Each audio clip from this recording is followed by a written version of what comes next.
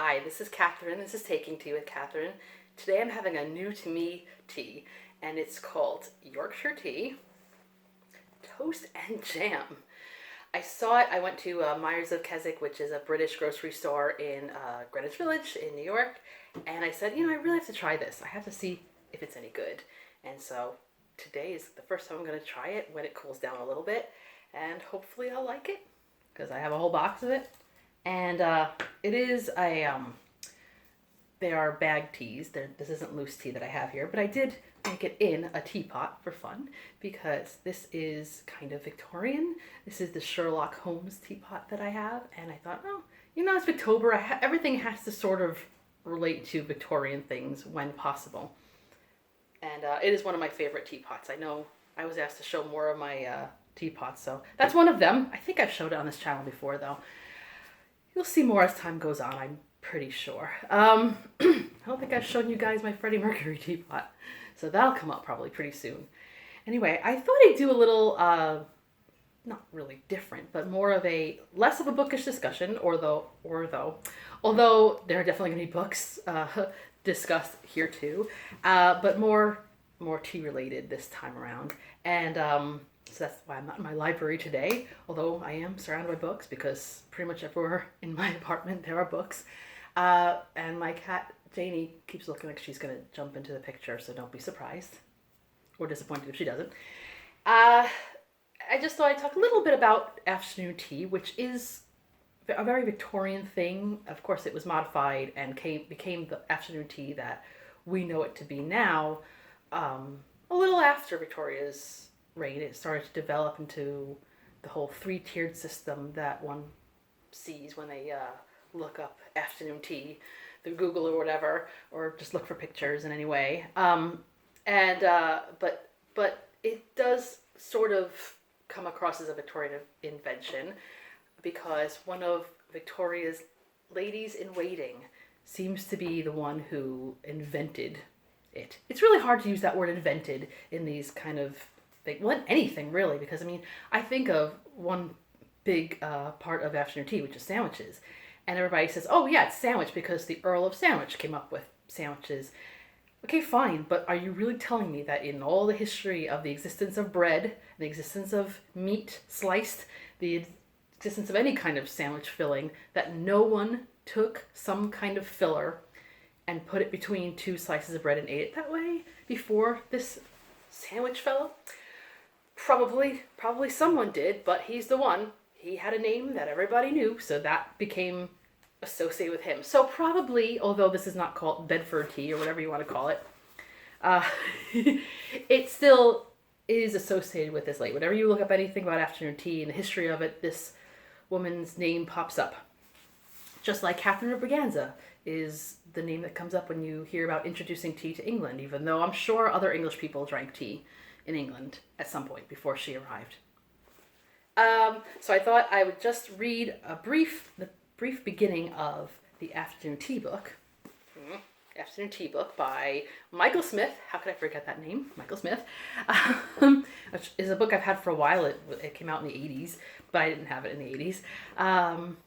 But back when I was looking for anything about tea, this is one of the books that I added to my tea library in the very early years. I'm not going to show you the pictures in here because some of them just come across as a little bit offensive, but I'll read from it anyway. It is a great book because it has also recipes, which any book that has recipes in it, good times. It says, had Anna, 7th Duchess of Bedford, not been incredibly greedy, afternoon tea as we knew it in England, and to some extent as we still know it today, might never have become our national habit. This is a British person writing, but Legend has it that as the time between breakfast and dinner lengthened in the lighter months of the summer, this august lady, unable to await the immense repast she would surely have enjoyed at her laden dinner table, took to her boudoir, I hate that word, mid-afternoon, and demanded of her servants slivers of bread spread with good sweet butter, on which, together with macaroons, cheesecakes, tarts, biscuits, small cakes, and other niceties, she secretly gorged. I don't blame her one bit. If I had that luxury, I would totally have been doing the same thing. It did not take long for her secret to be exposed, and far from ridiculing her, as well as might well have happened in backbiting 18th century English society, 19th century, well, I guess anyway, other ladies who also might have enjoyed a clandestine indulgence joined her in the habit. Concealing screens were cast aside, and teapot and caddy, muffineer and cake stand were revealed for all to enjoy. And so, afternoon tea became not only acceptable, but a most fashionable thing of which to partake if you were to remain a lady of status. So, I am grateful to her, I guess, because if it weren't for her, maybe people wouldn't have come out behind the curtain and said, well, hey, I do this too. We love this. I'm sure other people outside of England were doing similar things. I'm sure somebody in France was having tea with cakes and things. I mean, come on. But that whole habit that she developed of indulging herself in these items became gradually what we know as afternoon tea now. And I say afternoon tea, and some of you will say, well, I've been to this hotel, this tea room, this place, and they offer what you're describing as afternoon tea as high tea, which is correct. Well, I mean, here's the thing about the English language, is that probably both at this point will be correct, because if something is used habitually, it becomes part of the vernacular, becomes part of the regularly used. I don't know. I didn't look into a dictionary to see what high tea is defined as, but I would imagine that a lot of people just associate high tea with afternoon tea, and it's kind of wrong, but do you really want to go to a place and start correcting them? I don't know. Oh, this is kind of nice. It's like slightly sweet tea. Yeah, so if someone invites you to high tea and it turns out to be afternoon tea, it's up to you whether you want to correct them or not. I often think that it tends to just annoy people. But between you and me, it's afternoon tea. So eventually what developed and what is defined as afternoon tea is what is commonly known as the 3-tier dessert tray. And if you've gone to certain places, they may not serve that particular setup. They may give you separate trays for each of the items, and that's fine too.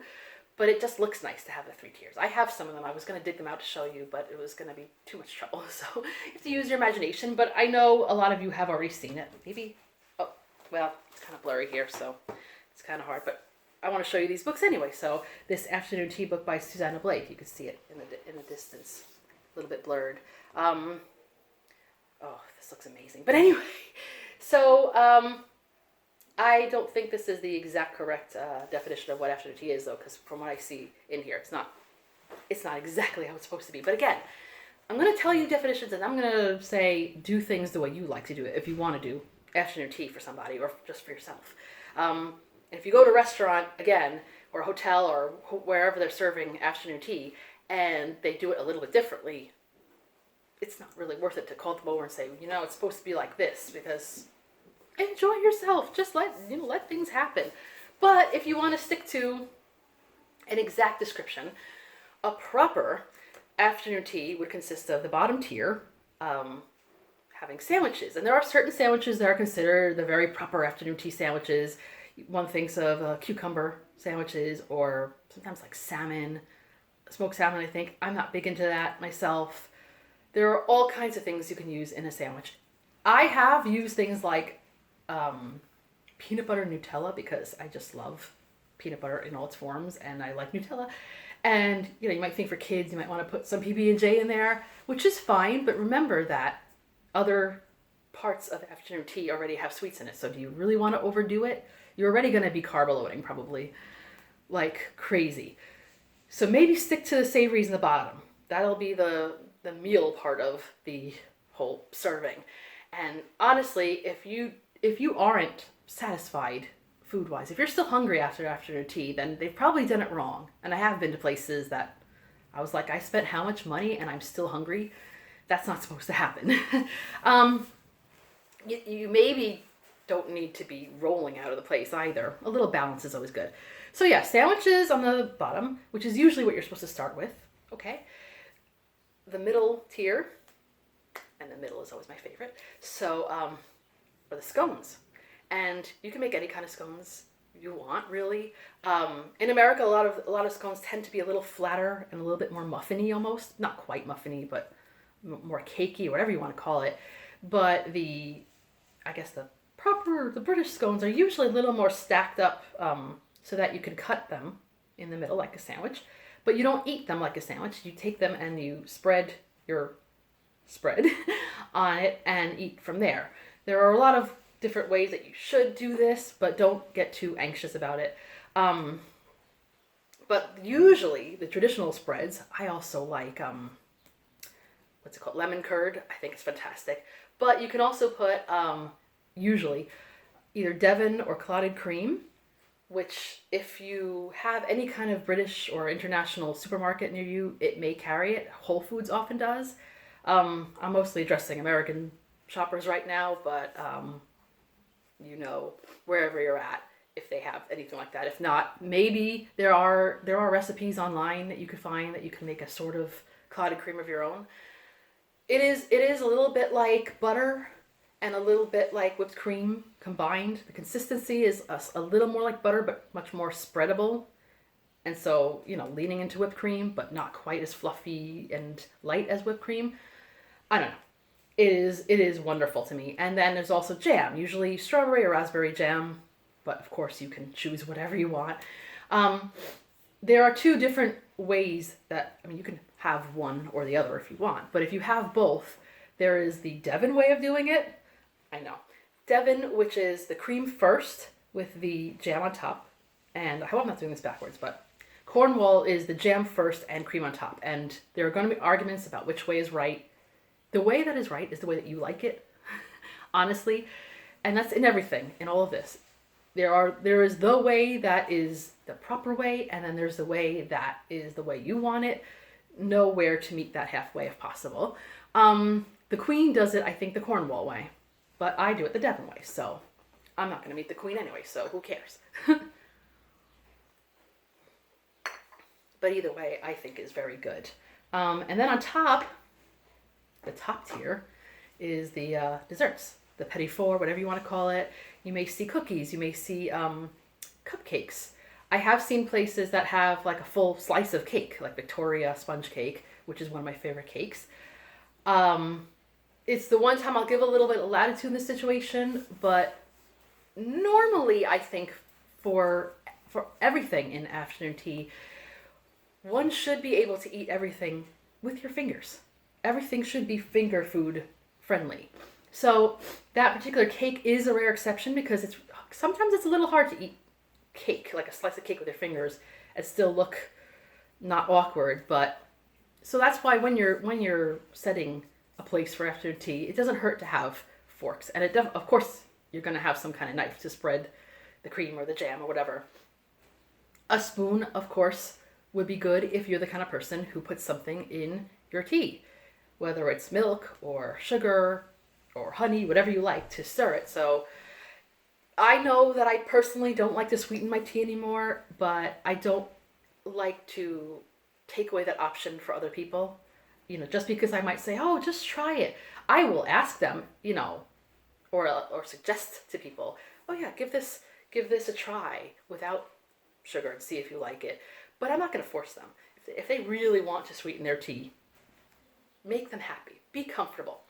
Now, you may say, okay, this is really strict, and why do we have to do things exactly as things are done? Why do we have to have etiquette? Why does everything have to be proper?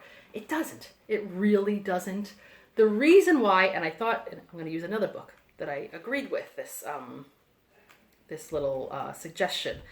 The reason why some of these types of etiquette are not necessarily bad things isn't because you're trying to be pedantic or try to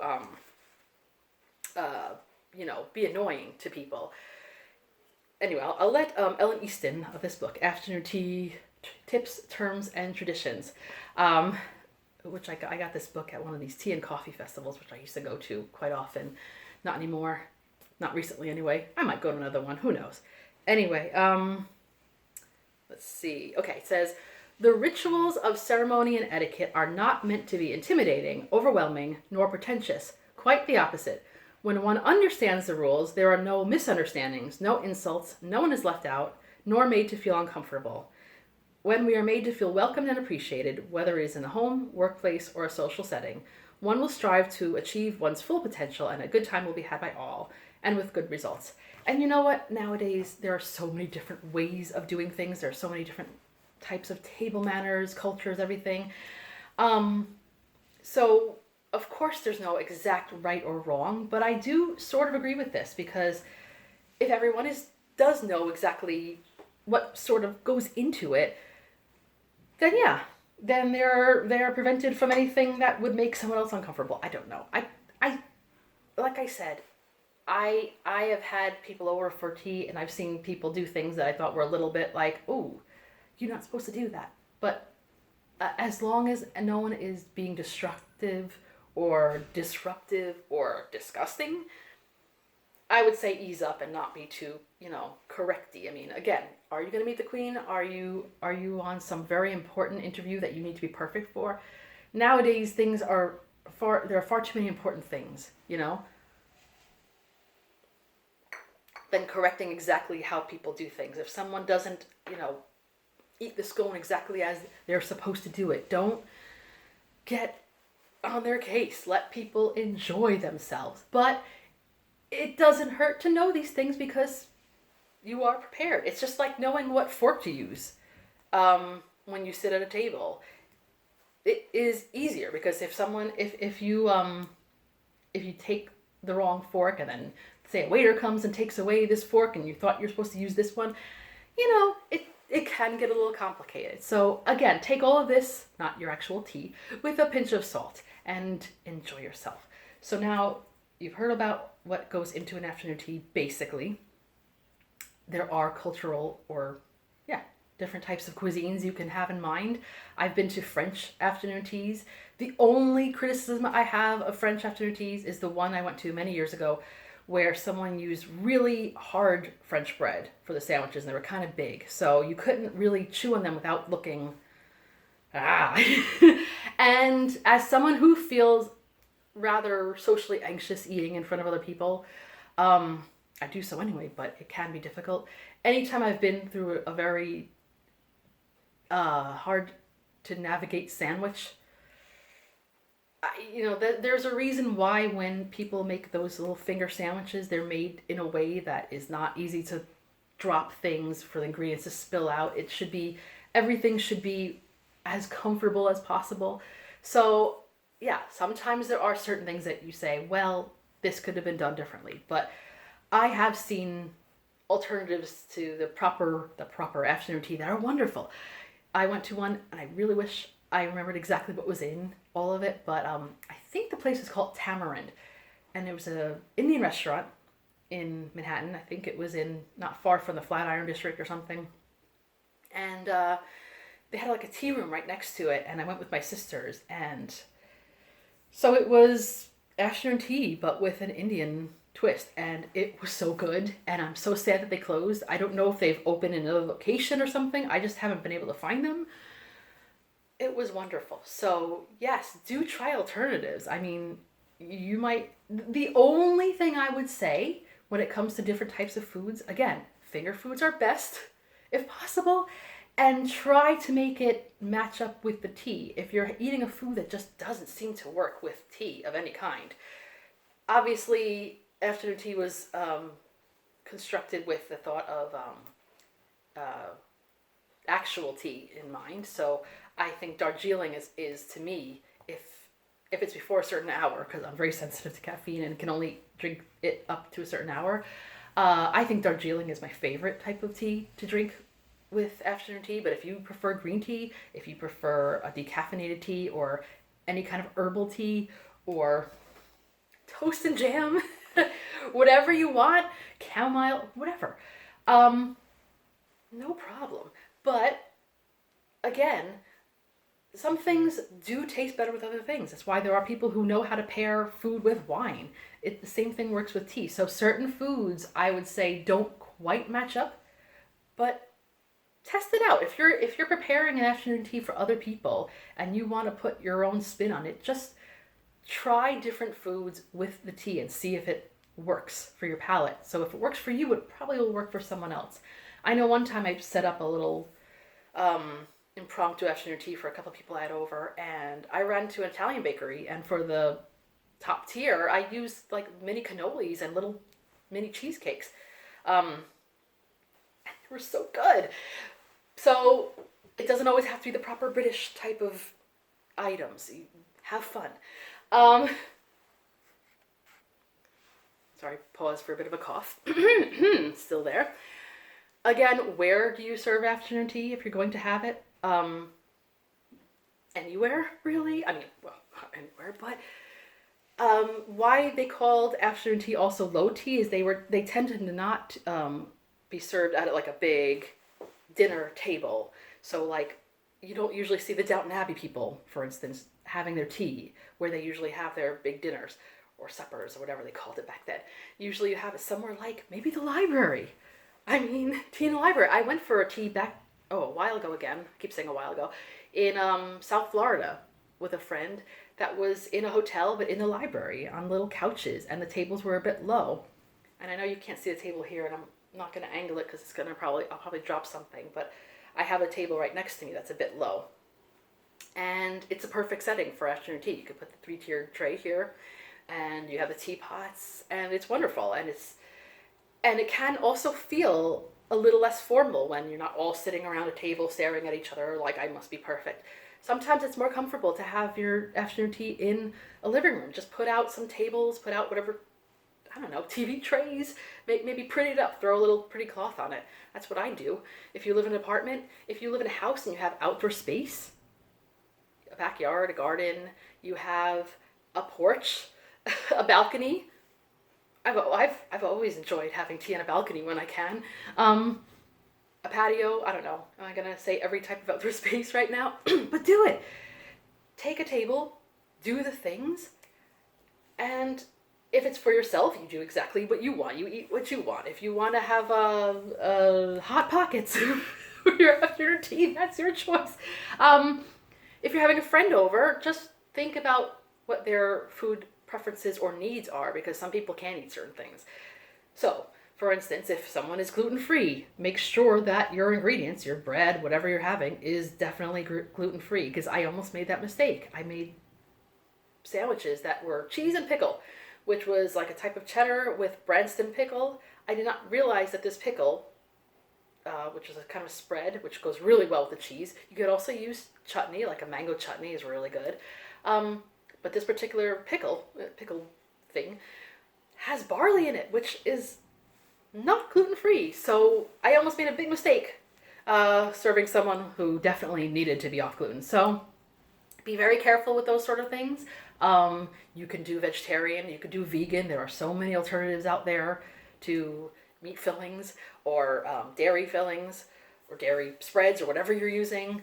Easy enough. I had a vegetarian tea room that I used to go to. It's gone a long time ago now. It was called Teeny down in Lower East Side Manhattan. Wonderful. I don't know if it was vegan, but it was definitely vegetarian, and it was fantastic. There are a lot of places that have gluten-free menus, so that's good. But if you're making it yourself, you do have to look into these ingredients. Food allergies are very important. Preferences or just things that people don't like. I don't like tomatoes. So if you serve me afternoon tea and it has slices of tomatoes in it, I'm going to make a face. I can't help it. I have gone out to an afternoon tea and they served things with tomatoes in it, and I just kind of covered it with a napkin. But no, I mean, if you can avoid that. And then some people really do want to either avoid carbs altogether or just have a little less, and that's difficult to do with afternoon tea, but there are ways you can use. I know some people use things like, I don't know, peppers or whatever to use instead of bread, and you can put some kind of filling in there. I don't like peppers, but someone might. If you have little mini plates or whatever, instead of having all the sweets that are very carb heavy, you might put little things like berries. I don't know, baby carrots, anything that's finger food really, and it can be lovely.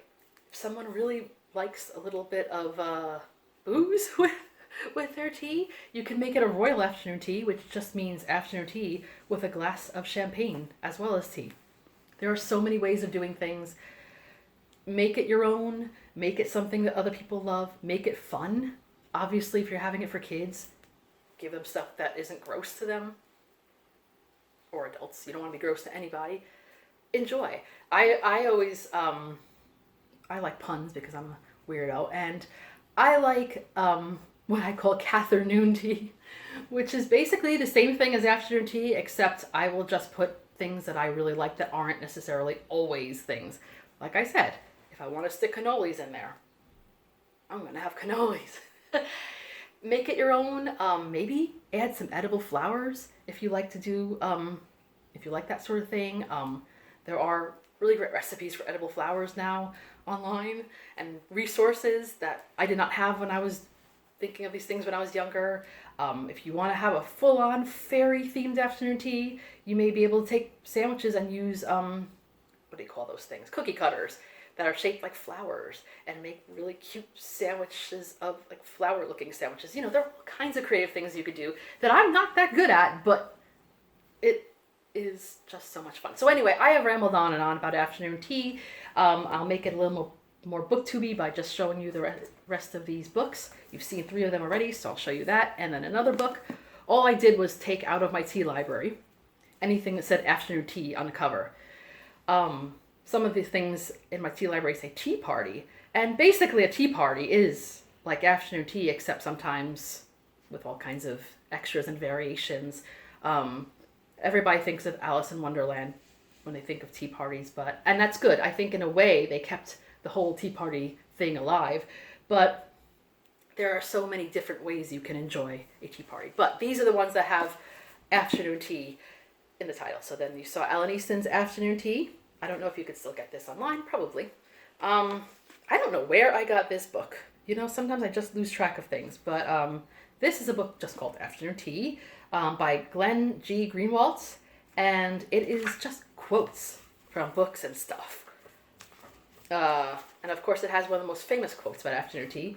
There are few hours in life more agreeable than the hour dedicated to the ceremony of afternoon tea. Henry James from Portrait of a Lady. So if you want a book of quotes about tea, this is it. Then this, if you can find it, the Afternoon Tea book by Michael Smith. Bit vintagey. And then Afternoon Tea by Susannah Blake. All kinds of recipes. See if I can show you anything good. Ugh, opened up to the smoked salmon. Just not my thing.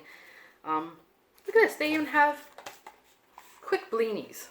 Look at that. Looks a little bit like pancakes. Now that you may need forks and knives for or whatever. So if you really do want to stick to the finger food, you may not like that. But again, maybe you don't mind. Maybe you don't care.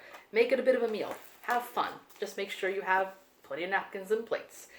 And even though you don't need to have things with a cup and saucer, I do think it is just nicer. I have been to places that have had afternoon tea with mugs, but this is kind of fun. This makes you feel a little bit like a princess, or maybe a Duchess of Bedford. So I hope you've enjoyed this kind of long discussion, and let me know what you think. If you've had any good afternoon teas, I've probably been to quite a few in New York and I guess London and a couple other places, but if you have any suggestions of places that you've been to that you think are wonderful, please share.